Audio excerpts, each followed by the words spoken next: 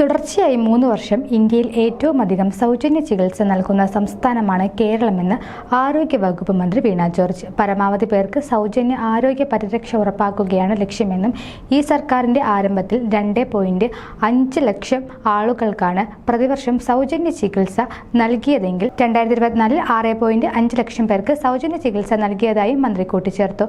അനുഭവ സദസ്സ് 2.0 ദേശീയ ശില്പശാല ഓൺലൈനിലൂടെ ഉദ്ഘാടനം നിർവഹിച്ച് സംസാരിക്കുകയായിരുന്നു മന്ത്രി. നിലവിൽ 5 ലക്ഷം രൂപ വരെ ആരോഗ്യ പരിരക്ഷ ലഭിക്കുന്ന കസാബ് പദ്ധതിയുടെ കീഴിലുള്ള 42 ലക്ഷം ഗുണഭോക്താക്കളിൽ 20 ലക്ഷത്തിലധികം പേർക്കും പൂർണ്ണമായും സംസ്ഥാനമാണ് ധനസഹായം നൽകുന്നത്.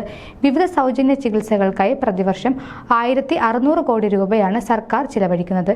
എന്നാൽ കേന്ദ്രം സംസ്ഥാനത്തിന് നൽകുന്നത് 150 കോടി രൂപ മാത്രമാണ്. മൊത്തം ചെലവിന്റെ 10% മാത്രമാണ് കേന്ദ്രം അനുവദിക്കുന്നതെന്നും മന്ത്രി വ്യക്തമാക്കി.